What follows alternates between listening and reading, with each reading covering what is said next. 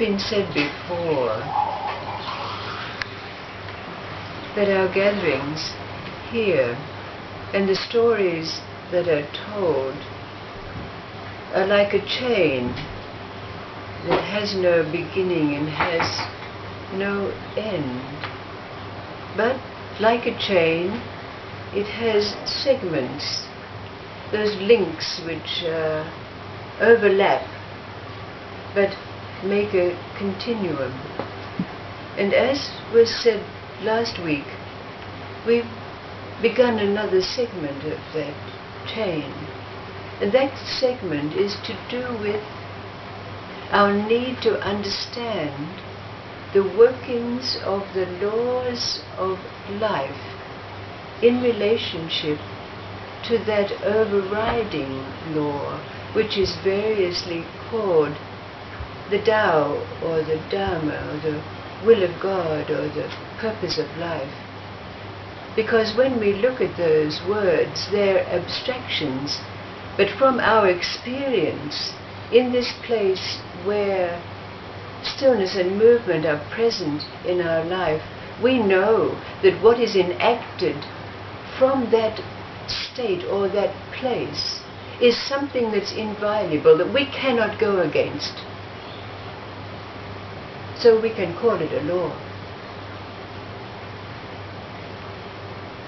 It's also been said that from my experience in telling stories over many years, it's been discovered that the Sufis are those who have been able, in their fairy tales, their folk tales, their allegories, to encapsulate all of this, the workings of the laws and clear evidence of that overriding law. So perhaps those of us who've heard some of the stories before will see that there are patterns in them, certain symbols that recur, which fit in with the matrix of what it is that we have in our own life. And we do have them. In fact, they're in many persuasions. The demons, the ogres, the angels, the fairies, the witches. All of these are very evident and symbolic of that which we have within our own being. But to bring it together so that we do have an ability to be able to understand all of these workings in relationship to this one overriding law, as we can now call it, is something that's needed for us. Otherwise, as it said, we're going to be like one of those sadhus or masks walking around the streets of India with matted hair and dishevelled clothes buttering. We have to know what we're about. So this is a Sufi story that has all of these elements in it. See what you can make of it yourself, resonating with the symbols rather than being caught in those fairy tale elements which are common to so many of the stories by different names. The demons, the devs, the ogres. They're in many, many different persuasions.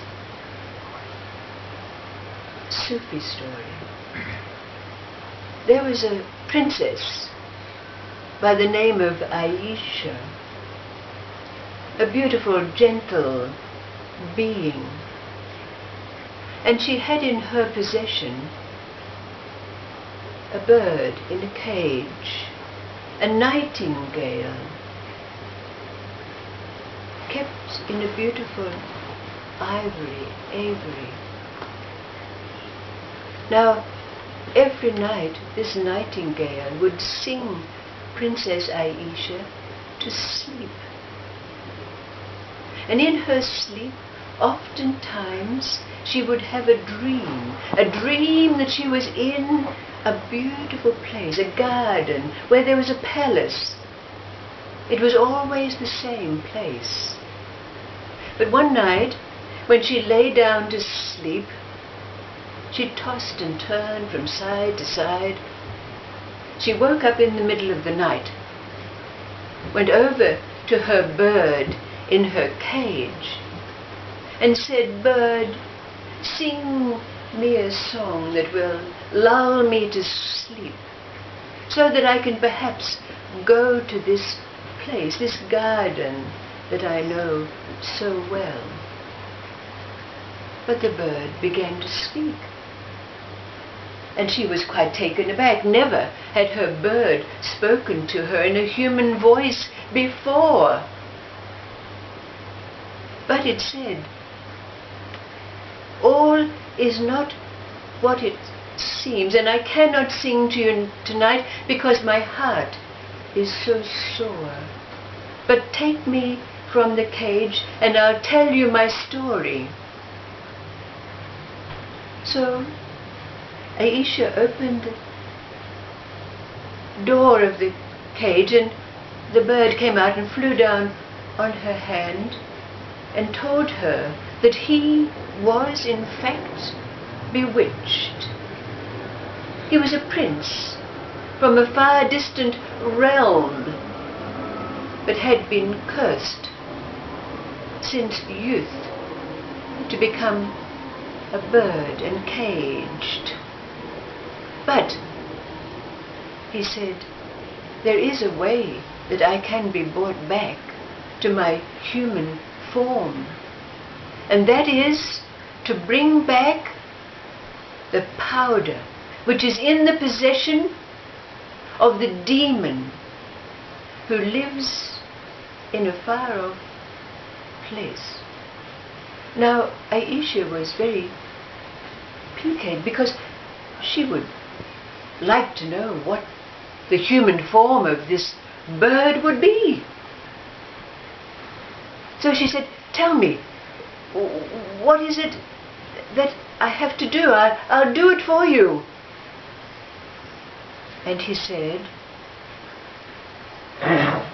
"If you go into that place that is in your dream, you will be able to find your way to the palace of the demon, and under his bed there is a sack in which he keeps the powder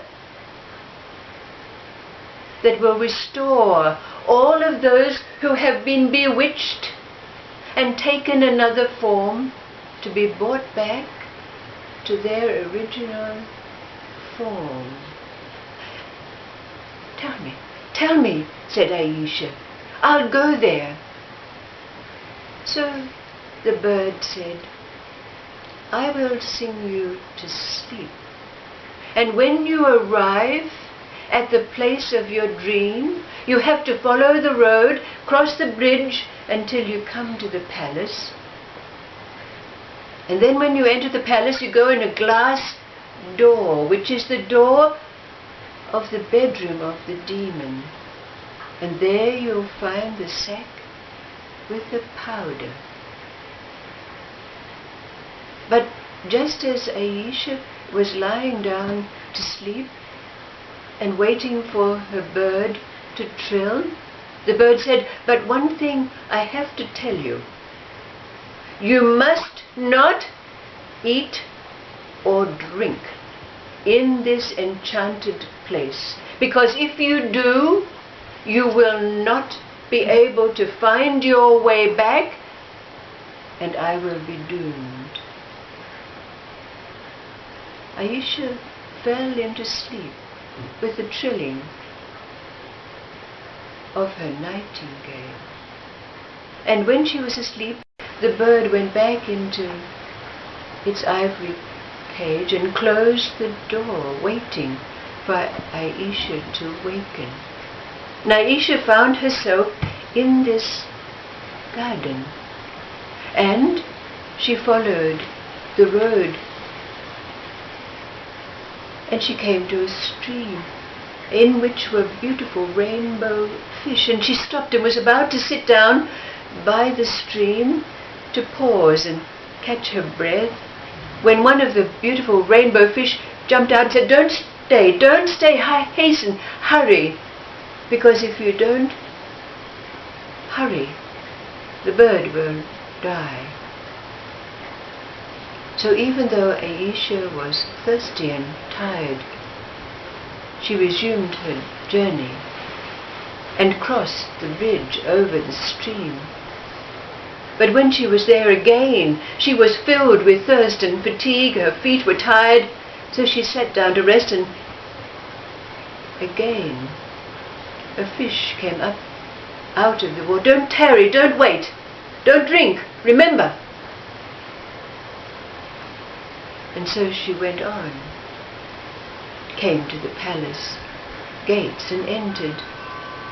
No one or no thing stood in her way, but she came to the glass door, and she entered, and there was a huge bed, and underneath she could see the sack. So she quickly knelt down on her knees and took a pinch of powder and tied it in the corner of her handkerchief. But just at that moment she heard the thud, thud, thud of footsteps, the demon returning. What will I do? Will I run, or will I climb under the bed?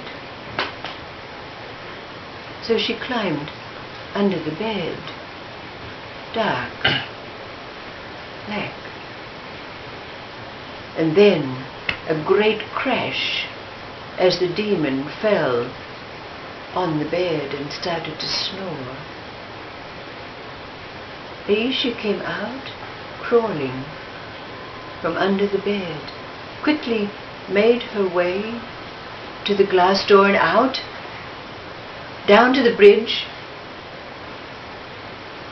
But she found that she was being pursued by a great beast with fangs, like a dog, but vicious.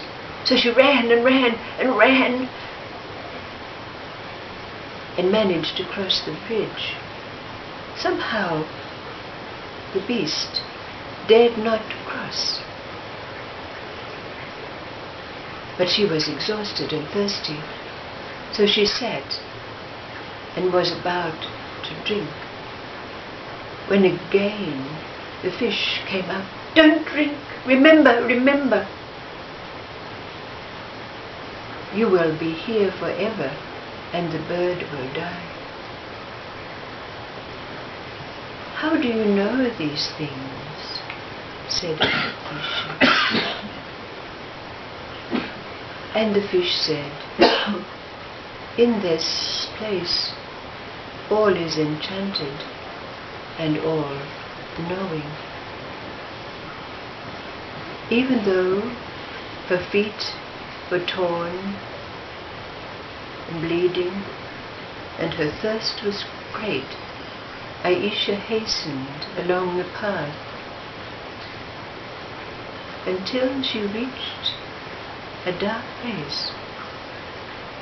And then, when she awoke, she found herself back at the beginning of the place where her dream began.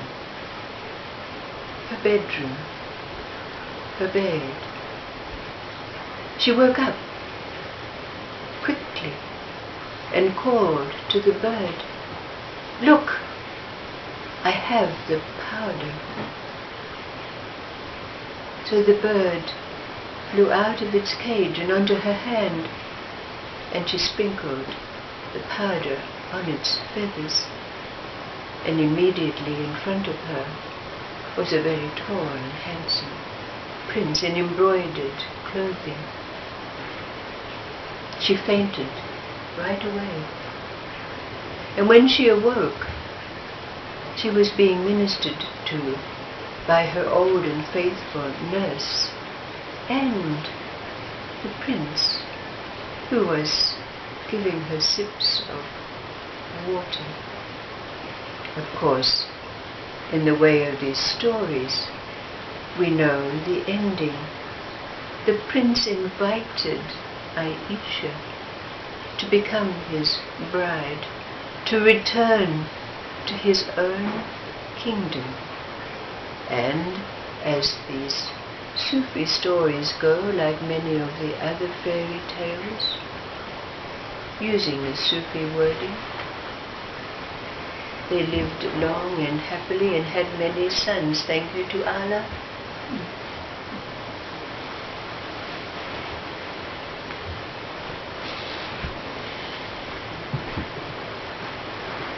In this place, where stillness and movement meet in us, where we know this that now is ever present in our life, inviolable. In no way can we go against it. We can't even go with its flow. It has no flow.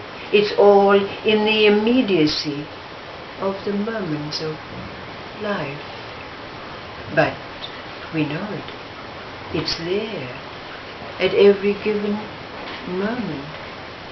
It's working for us. We know it.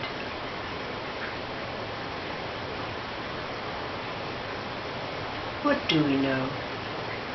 How does it work? And how does this story bring it together for us so that we understand and thereby have no fear of becoming like one of those wandering masts with the dishevelled hair, muttering the wisdom of the ages.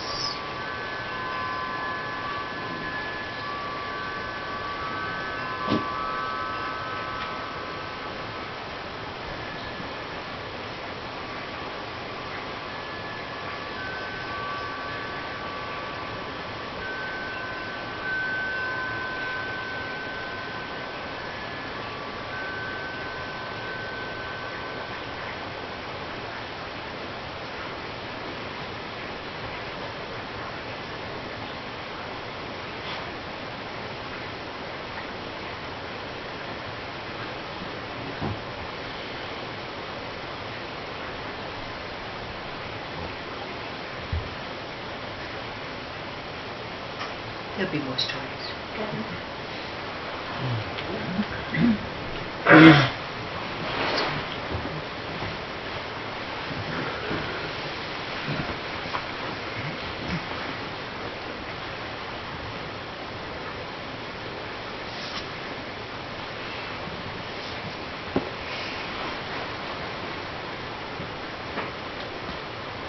It's all tied in, as we well know, to that much and very often repeated phrase of bringing